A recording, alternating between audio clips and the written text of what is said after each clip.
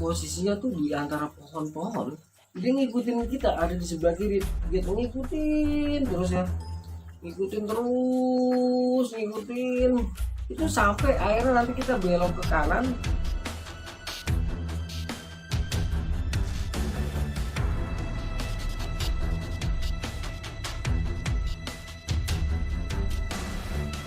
Halo, assalamualaikum Sobat CP dimanapun lo berada. Jumpa lagi dengan gua Arya Sena.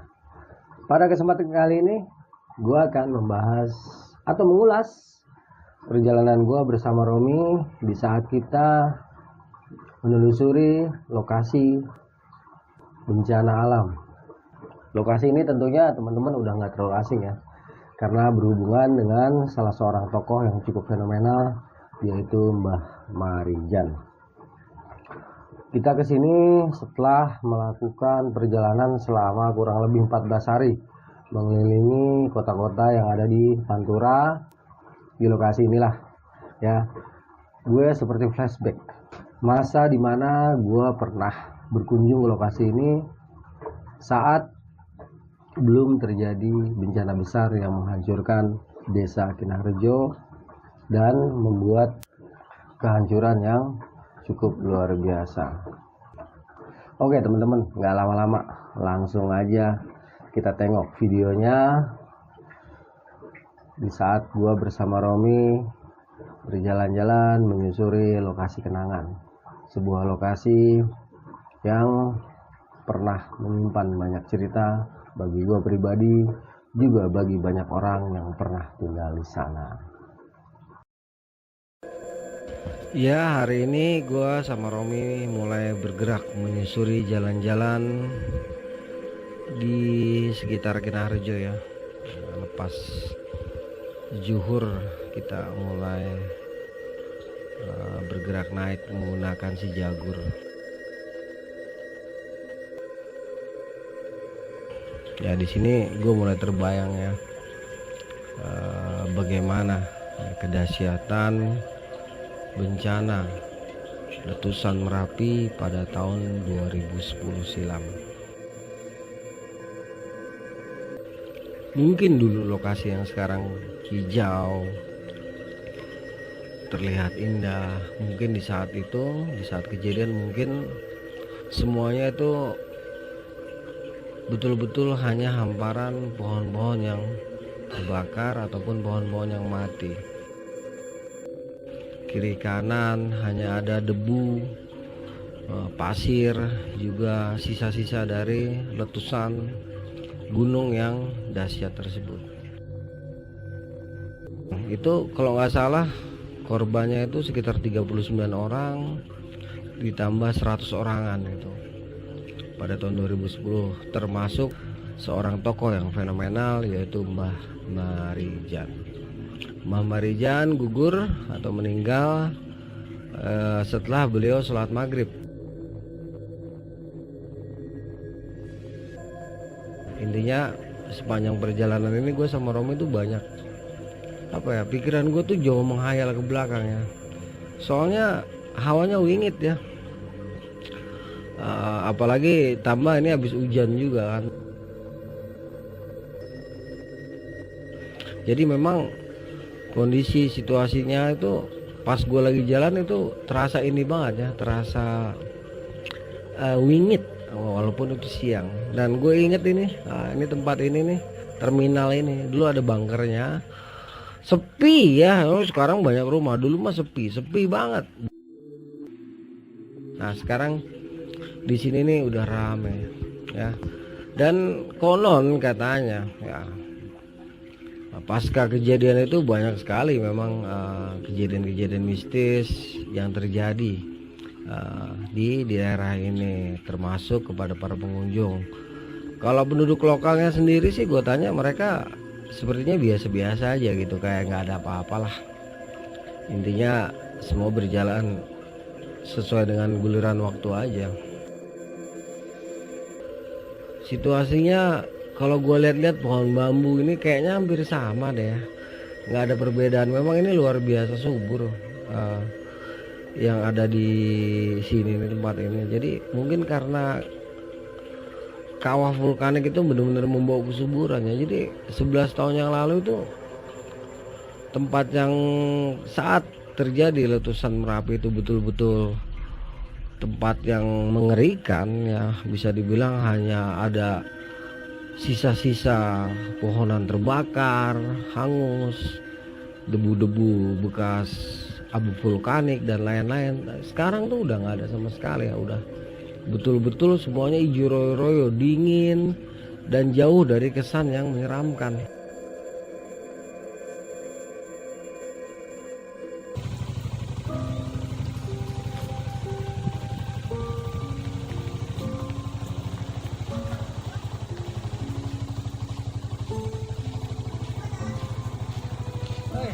Arya Sena. Ini gua ada di Kinarjo ya, tempat dimana menjadi saksi bisu dari dahsyatnya amukan Gunung Merapi. Di tempat ini juga seorang tokoh yang sangat terkenal, yang sangat dihargai dan dihormati oleh masyarakat sekitar, pada khususnya dan pada umumnya masyarakat Indonesia, telah gugur akibat bencana dahsyat tersebut. Seingat gue juga pernah kesini sekitar 24 tahun yang lalu, pada tahun 1997, dan gue juga sempat nginep di rumah almarhum. Ini tempatnya mungkin agak berbeda ya dengan yang gue saksikan, tapi tetap memiliki sebuah kenangan yang luar biasa. Teman-teman, kita cek sedikit, kita cek lokasi ini ya. Teman-teman, ada yang belum tahu, bisa lihat situasi dan kondisi sekarang, dimana sudah tempat ini sudah tidak bisa dibangun permanen dan hanya bisa dijadikan sebagai tempat usaha ya, karena penduduknya sudah direlokasi ke bawah. Tadi gue lupa nama daerahnya apa, gue lupa. Nah, inilah tempat ini ya, sudah dijadikan sebuah tempat yang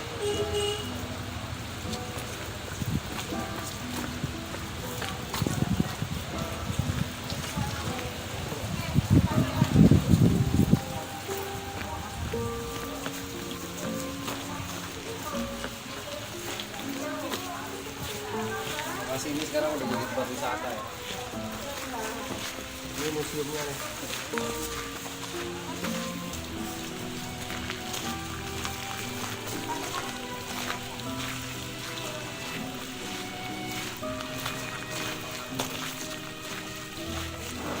Di sini terdapat barang-barang peninggalan dari para korban atau penduduk desa Kinarjo pada erupsi besar tahun 2010. Tempat ini terbuka untuk umum, tentunya selepas masa PPKM ya. Kalau sekarang masih terbatas, belum terlalu dibuka dan pengunjung juga belum banyak. Ini jogonya, jogo ini dengan besar tadi keterangannya bekas rumah Mbak Marijan ya. Silakan. Silakan ya.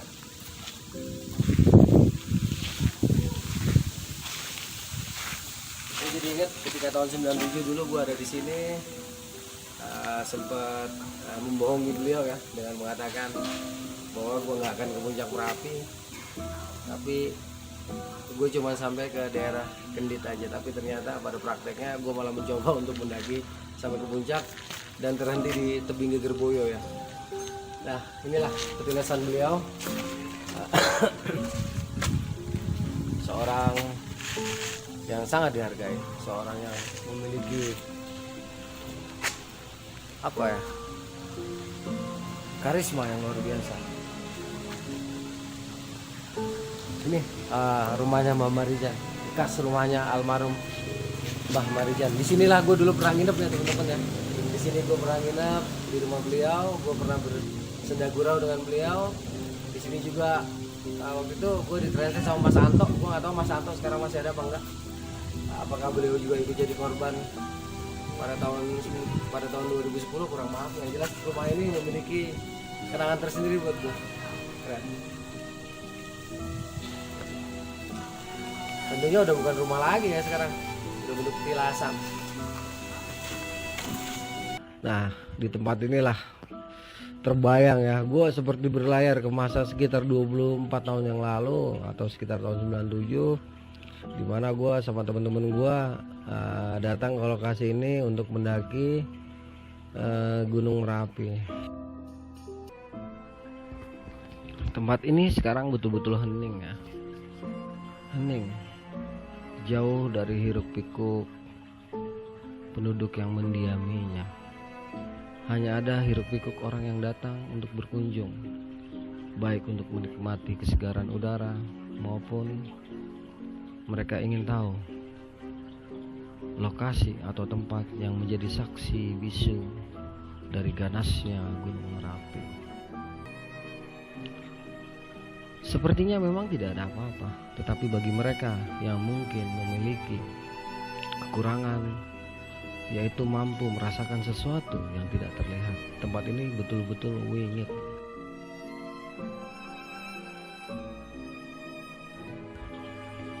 Energi positif itu sangat terasa. Entah energi siapa.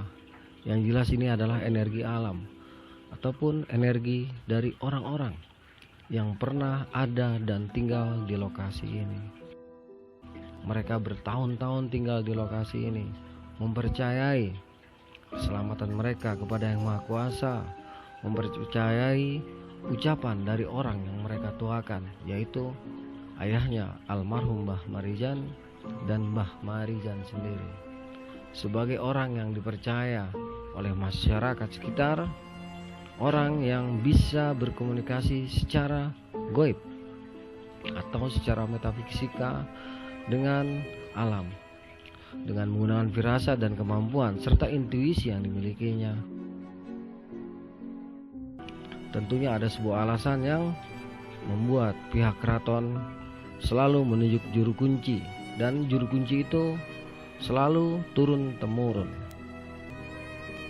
Tugas Mbah Marijan itu sangat berat karena beliau harus mampu menggunakan intuisinya, perasaannya, firasatnya untuk mengabarkan situasi dan kondisi Gunung Merapi agar banyak masyarakat Yogyakarta dan sekitarnya atau lingkar Merapi bisa diselamatkan sebelum gunung itu memuntahkan atau meluncurkan awan panasnya.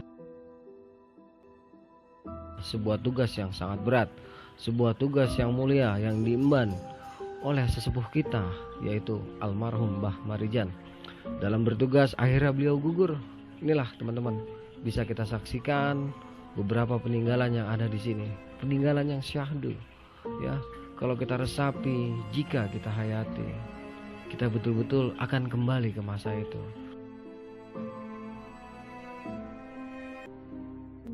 Peristiwa yang telah meluluh lantakan sebuah desa yang tenang, sebuah desa yang damai, sebuah desa yang indah di kaki Gunung Merapi.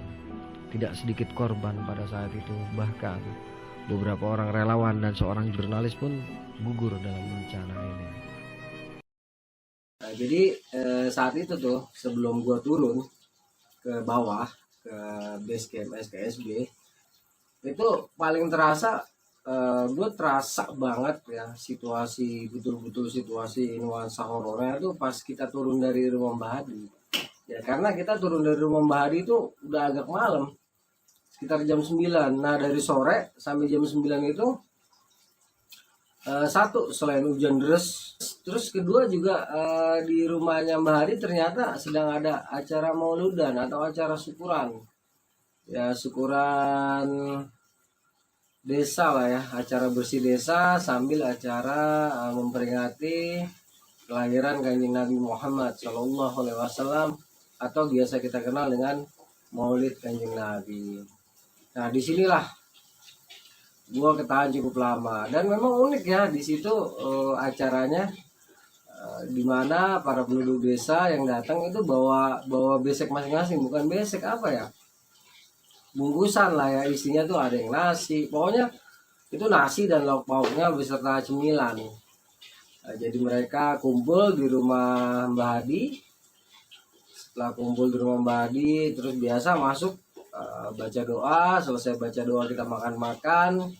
Terus gue sempat ngobrol-ngobrol juga ya dengan salah seorang anaknya Mbah Hadi, juga beberapa warga sekitar tentang acara tersebut. Memang acara tersebut diadakan setiap tahun Ini acara hikmat banget, hikmat terus sunyi. Sewaktu acara itu gue sama Romi di luar, itu hujan bener-bener deras. Apa ya, gue selama di sana tuh nggak kebayang. Ntar pas gue turun kayak gimana tuh nggak kebayang, karena di tempatnya Mbah Hadi ini terang. Memang rumah di sana tuh satu rumah sama satu rumahnya tuh jauh banget. Ya tapi gue santai-santai aja, karena berpikir biasalah. Namanya juga lewat tempat gelap. Kalau merinding itu normal, merinding itu wajar, karena rasa takut itu fitrah ya. Jadi bohong lah kalau ada orang yang bilang dia nggak punya rasa takut, itu bohong, nggak mungkin. Setiap manusia pasti punya rasa takut, cuman satu, bagaimana caranya untuk mengendalikan rasa takut tersebut. Bukan kita yang dikendalikan oleh rasa takut. Jadi nggak ada yang aneh dari situ. Jadi nggak usah bingung ya teman-teman, nggak usah takut dibilang lu penakut lo gitu.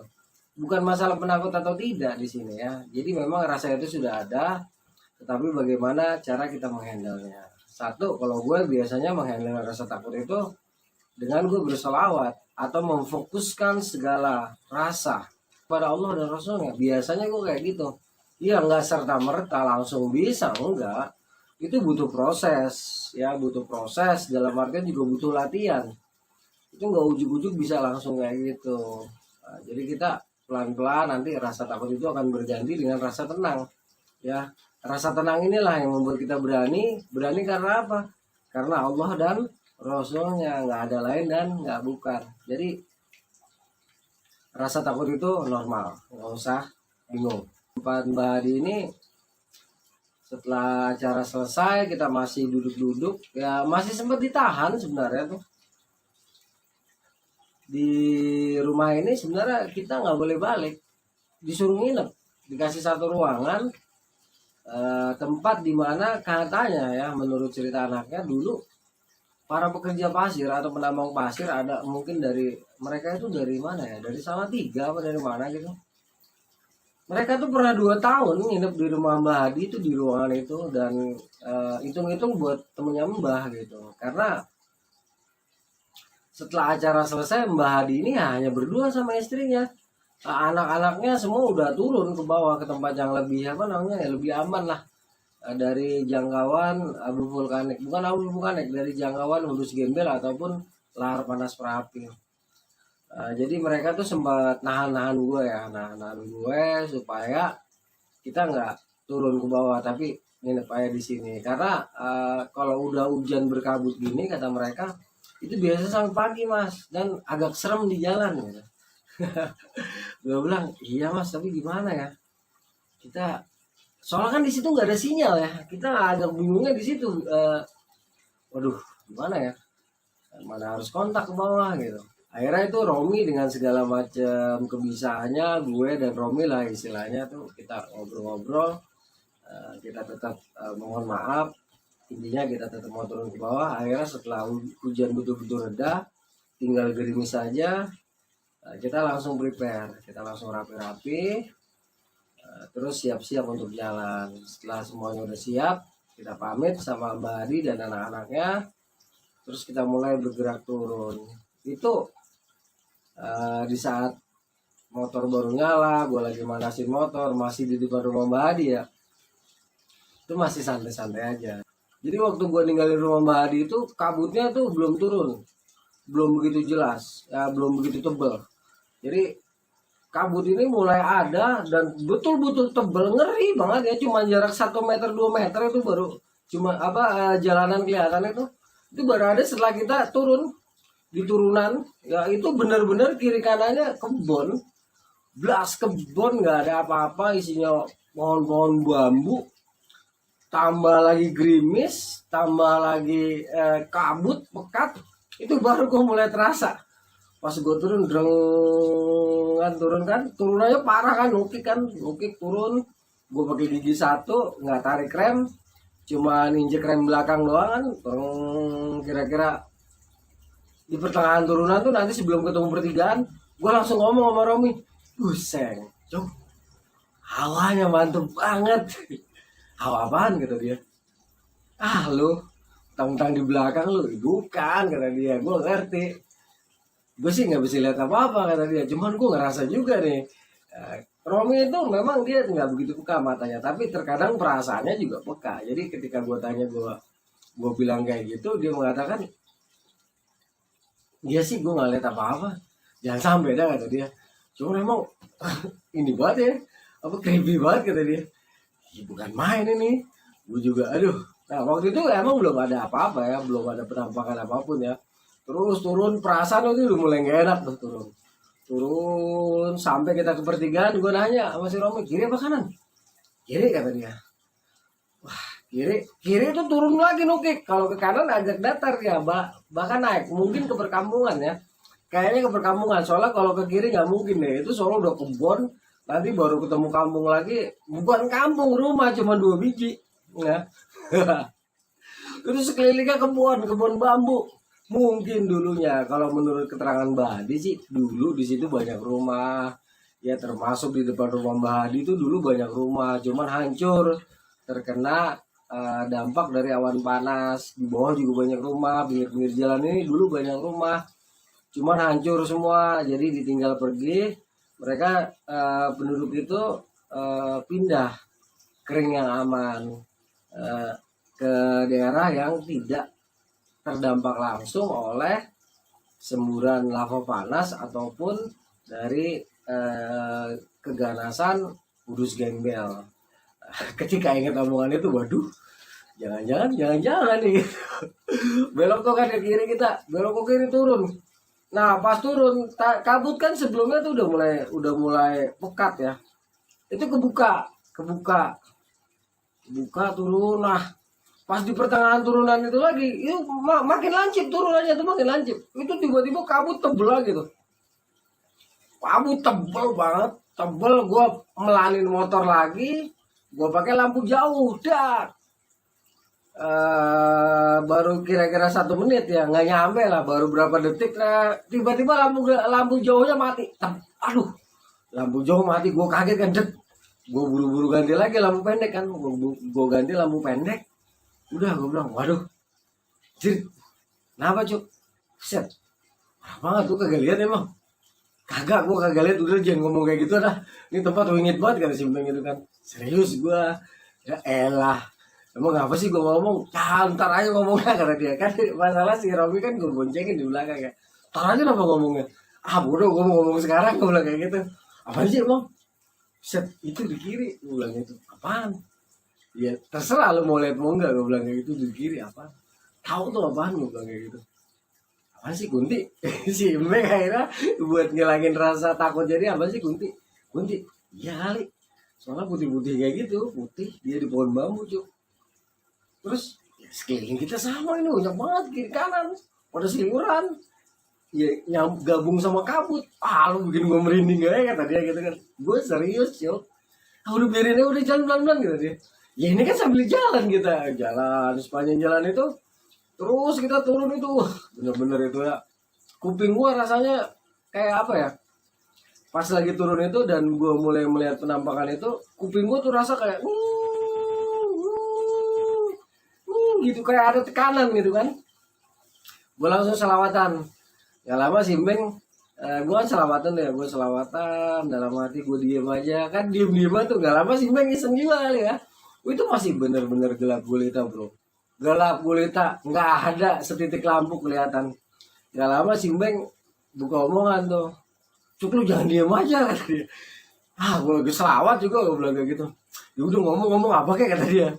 Ini ngomong tuh apaan ya, kunang-kunang bukan ya gitu. Jadi di depan kita kiri kanan, di saat lagi ada angin, terus hujan, terus kabut yang segitu pekatnya, itu kayak di sekeliling kita nih ya, di sekeliling kita tuh kayak ada kunang-kunang banyak banget ya, kayak ada apa, pokoknya kayak ada kunang-kunang tuh banyak banget di sekeliling itu. Wah sampai ke atas tuh, kuning-kuning kayak gitu, warnanya kedap-kedip. Si Meng ngomong kan, cuk kunang-kunang bukan ya? Tahu dah. Itu kan posisinya kita lagi gimana ya, gue juga lagi tegang ya. Gue bilang tahu kunang-kunang bukan. Yang jelas kita tuh bener-bener nggak bisa jalan cepet karena kabut betul-betul apa ya, pekat banget. kabut pokat, jalan gelap. Itu pakai lampu motor gue tuh terang banget ya. Itu sampai nggak tembus, cuma tembus ya sekitar 2-3 meter doang di depan kita itu. Nah, jadi ketika ngeliat itu, kurang-kurang gue sih, gue nggak tahu cuy ah.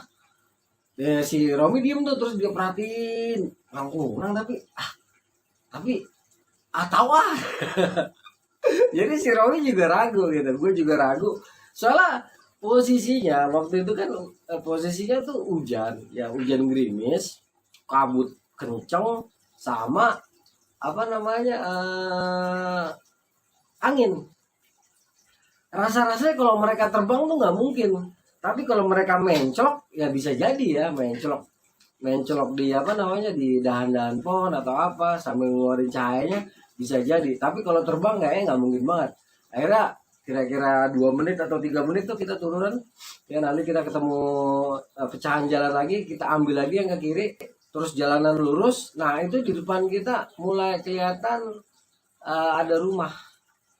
Ada rumah di sebelah kiri, di sebelah kanan tuh rumah kayak bekas rumah hancur, sebelah kiri kayak pos, no sebelah kanan agak dalam ada satu rumah. Nah itu agak lega kita, waduh rumah lumayan gitu kan, udah jalan. Itu kabut tebelnya minta ampun bro, betul tebel, betul apa namanya mistis banget ya, terasa banget hawanya tuh bener-bener nggak enak. Ya mungkin bagi lu orang yang pernah ya melewati Kinarjo pada malam hari ya sampai ke daerah Bangker, sampai nanti kita ke apa namanya ada kastel di situ, kita lewat kastel, lu tahu deh rasanya kayak gimana, asik banget ya. Kecuali lu penduduk sekitar yang udah biasa ya. Kalau tamu kayak gua rasa lu mesti punya perasaan yang wajar. Kalau gue bilang perasaan takut itu wajar ya. Jadi ketika kita lewat situ udah kabut makin tebel, betul-betul nggak ada manusia sebiji juga, nggak ketemu kendaraan juga ya. Dah lewat itu ketemu lagi pertigaan, ada yang ke kanan, ada yang lurus, terus ada juga yang ke bawah turun ke jembatan. Nah itu kita jalan ya, kira itu udah terbuka tempatnya ya, udah kayak bekas kayak udah jadi padang rumput gitu kan. Nah, terus kita lurus. Nah nanti ada yang ke kanan, ada yang lurus, ada yang turun ke bawah ke jembatan. Nah itu gue turun ke bawah ngambil jembatan yang ke arah Kasto. Nah turun, sepi banget. Itu gue buat ngilangin. Kalau gue sama Meng cuek-cuekan aja, mau ngomongin apa kayak di tengah jalan. Karena mental kita ngomong kayak begitu bukan untuk nakut-nakutin, enggak, justru saling menguatkan mental kita. Jadi begitu turun naik di jembatan itu kabut tebel banget lagi, benar-benar tebel. Ini lebih tebel lagi kabutnya pas kita mau masuk Kasto, terus hujan turun agak lebat lagi naik. Gue bilang aduh gimana cuk, set ini gimana dulu ya. lu masih ngerasain sesuatu cuk? Kagak, gue nggak bisa lihat cuk, kata dia. Gue nggak bisa lihat, cuma gue perasaan gue di belakang kayak ada yang ngikutin nih, kata dia gitu kan. Lu serius bah, bisa cepetan nggak? Cepetan dari mana, orang kabut tebel begini. Ini kejadian masih hangat banget ya, baru kemarin gue turun dari sana. Masalahnya kan cepet dari mana, gue bilang gitu. Ini aja udah cepet, bener-bener tebel kabutnya. Terus gue penasaran tuh, spion gue gue apa namanya, gue arahin ke belakang, gue cek di spion. Gue kagak lihat cuk, gak ada apa-apaan. Iya emang gak ada apa-apaan, kan gue bilang perasaan gue, kata si Meng ya, si Romi ya. Kan gue bilang perasaan gue tadi ya. Ya udah, kita sambil jalan tuh ngobrol-ngobrol. Gue sesekali ngelirik gitu kan. Gue ngelirik sekali, yang ketiga gue ngelirik agak kaget. Astagfirullahaladzim. Terus si Meng, kenapa lu, kata dia gitu kan. Gue bilang, aduh, kamu tahu bukan ya, gue bilang gitu. Terus gue berhenti. Ya pas kita udah mau masuk apa namanya tuh, sebelah kanan kan udah ada itu tuh Gunung Kastel apa sih gue nggak tahu namanya, gue lupa. Nah sebelum masuk Kastel itu gue berhenti dulu sebelum nanti kita belok ke kiri ya, terus belok ke kanan, terus nanti ada pecahan jalur ya, kita ambil yang ke kiri lagi ya. Sebelum nanti kita ambil yang ke kiri itu sebelum masuk Kastel gue berhenti dulu, gue nengok di belakang, tengok apaan sih, tengok nggak ada apa-apaan gitu. Gue juga berhenti kan, gue juga nengok, celingak, iya nggak ada apa-apaan, tapi hati gimana ya, hati rasanya deg-degan banget. udah biarin gue selawatan lagi, udah cuk selawatan aja. Ya udah selawatan. Motor kan saya nyala tuh, motor nyala, gue lewatin kastel-kastel itu entahlah. Memang nggak ada penambangan apa-apa, tapi waktu kita ngelewatin kastel-kastel itu bangunan baru ya, bangunan baru. Tapi karena gelap gulita ya, cahayanya tuh minim banget. Ya mungkin karena memang pikiran kita juga saat itu apa ya, sedang terisi tentang memori-memori kejadian 2010 silam, kejadian betapa dahsyatnya Merapi. Mungkin saat itu pikiran itu ngisi itu ya. Jadi kayak waktu jalan itu gue kayak ngeliat apa ya, semacam kayak banyak menampakkan orang pada lalu lalang gitu kan, tapi ya bukan orang ya, bukan jin juga, gue nggak tahu apalah istilah intinya tuh. Gue ngerasa seperti itu sepanjang jalan tuh, sepanjang lewatin kastel itu kayak banyak sesuatu, tapi ya nggak ada apa-apa ya. Gue agak tenang jalan sampai ke pertigaan, hujan itu agak reda, kabut lagi tebel, gue deg-degan lagi tuh, anjir kabut berlagi, gue bilang kayak gitu kan. Si bilang, ini bener nggak cuk belok kiri? Bener kata dia. Udah kita belok kiri, itu banyak apa namanya, banyak sisa aliran airnya karena hujan. Gua jalan lagi pelan-pelan. Nah sepanjang perjalanan ini pas di kebun-kebun bambu itu kita naik ke atas kan, terus turun gitu kan. Di sini nih gue baru ngeliat, gue bener-bener ngeliat ini, gue nggak tahu apaan ini. Intinya dia tuh kayak apa ya, dia matanya terang banget ya. Matanya terang gede, terus dia posisinya tuh di antara pohon-pohon. Dia ngikutin kita, ada di sebelah kiri, dia tuh ngikutin terus ya, ngikutin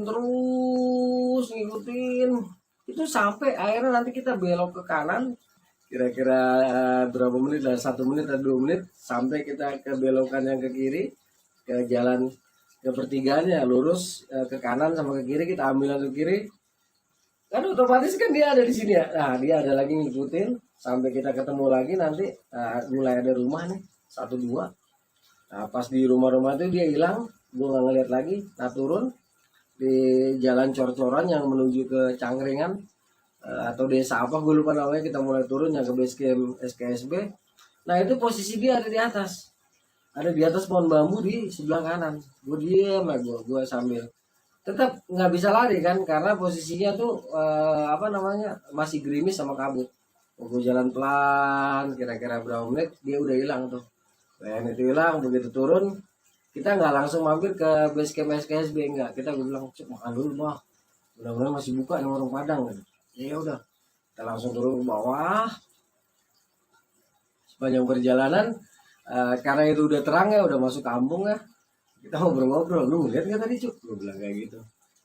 Pas yang di mananya kata dia, itu yang pas sudah arah Batu Alien ke sini. Gue udah bilang gue nggak lihat apa-apa, cuman gue ngerasa ada sesuatu kata dia. Nah lu yang ngikutin gimana? Dari tadi gue diikutin, kita tuh diikutin dari tadi terus sampai batas itu aja. Pas jalan cor-coran ini yang mau ke arah sini baru hilang. Nah gue beda cuk, gue tadi sebelah kiri lu kagak ngeliat ada cahaya gitu, kayak model merah kekuningan di sebelah kiri kita, kayak mata cuma gede banget, gede bola gitu ya, bola kasti. Gue nggak lihat, cuman gue ngerasa emang gila. Apa si Romi tuh ngerasa dia emang nggak bisa melihat apa-apa, tapi dia merasa bergidik banget selama di tempat itu, ngerasa merinding banget. Jadi ya udahlah, gila ya. Gimana kemarin kalau kita jadi penelusuran malam-malam di tempat itu, areal yang bekas perkampungannya Muhammad Rijal yang di atas ya, yang di tempat 35 orang meninggal sama yang 37 orang meninggal. Wah gua nggak tahu dah. Wah tapi seru kayaknya. Ya udah, nggak lama kita turun, sampai ke pertigaan lagi, kita belok ke kanan, kita makan nasi padang kan. Di nasi padang kita ngobrol-ngobrol lagi, kita ngebahas semasa kita turun tadi. Memang intinya tuh gue sama Romi merasakan ada sesuatu yang betul-betul tajam, sesuatu yang betul-betul menggigit kulit ya, terasa menggigit kulit. Walaupun penampakannya itu gue cuma ngeliat 2. Nah, yang satu berupa bayangan putih di pohon bambu ada di sebelah kiri ya, terus berupa mungkin ini kunang-kunang ya, anggap aja ini kunang-kunang, gue nggak tahu juga karena posisi itu hujan, angin, sama kabut ya, mungkin juga kunang-kunang lagi pada nemplok. Itu banyak banget. Intinya waktu kita melihat penampakan cahaya yang seperti kunang-kunang itu merinding kita. Terus terang gue merinding habis, cuman kita biasa aja, dalam artian kita tetap mampu kendalikan rasa takut kita. Malah gue ngobrol-ngobrol di lokasi itu, terus turun sama si Romi ngerasa diikutin, betul-betul ngerasa diikutin oleh sesuatu, tapi dia lagi-lagi dia nggak bisa mendeskripsikan apa yang ngikutin kita. Gue sempat berhenti untuk membuktikan juga, nggak kelihatan, cuman lagi-lagi dalam hati kecil ada sesuatu entah apa. Terus begitu kita mau masuk jalan yang menuju ke Cangkringan itu, barulah gue ngerasa, gue melihat, bukan gue ngerasa ya, gue melihat ada sebuah cahaya ya, seperti bola ya, seperti bola lah, bola kasti, mungkin lebih besar, lalu gede, dia lebih gede dari itu ngikutin kita di sebelah kiri, terus hilang, ada lagi sebelah kanan juga hilang. Kita ngebahas itu sambil ketawa-tawa, terus beli rokok. Nah di warung kita sempat ngobrol-ngobrol sama tukang warung bahwa baru aja terjadi banjir lahar dingin ya. Karena ini hujan memang luar biasa. Itu hujan lebat, gue ingat banget, mulai dari kita ada di Kinarejo sampai sekitar jam 9 malam itu baru berhenti total. Itu betul-betul hujan lebat, jadi wajar lah jika terjadi lahar dingin. Nah kita ngobrol-ngobrol itu sama yang punya warung. Selesai makan nasi padang, kita beli rokok, ngobrol-ngobrol sama yang punya warung, terus kita langsung menuju ke base camp SKSB. Naik ke atas tren kira-kira 2 menit atau 3 menit sampai ke base camp SKSB. Kita masukin motor, kita istirahat, nggak lama pas ambusnya datang. Jadi selama gue di sana tuh benar-benar berkesan ya, berkesan banget. Waktu gue di tempat Mbah Marijan juga gue terasa walaupun lokasinya udah nggak seperti dulu ya, seperti waktu gue pertama kali ke sana, tapi gue terasa lah, gue seperti balik lagi, memori gue seperti hidup lagi, seperti ada Mbah Marijan, karena memang seperti ada Geboy, seperti ada Anang, seperti ada Babe. Intinya tuh gue sempat ketarik lagi. Oke teman-teman, itulah ya sesuatu atau kisah yang gue rasakan, pengalaman yang gue rasakan selama gue kembali ke Kinarejo, bernostalgia dengan almarhum Mbah Marijan. Walaupun sejatinya beliau sudah tidak ada, tetapi energi beliau, juga orang-orang yang pernah tinggal di Kinarejo itu energi mereka tetap abadi. Ya, mereka bercampur dengan energi alam dan menjadi sesuatu yang sahdu untuk kita kunjungi di lokasi itu. Gua Arya Sena undur diri dulu. Itulah pengalaman gua bersama Romi di Kinarejo di saat kita turun dari rumah Mbah Hadi pada malam hari. Arya Sena undur diri. Wassalamualaikum warahmatullahi wabarakatuh. Sampai jumpa di kisah-kisah selanjutnya.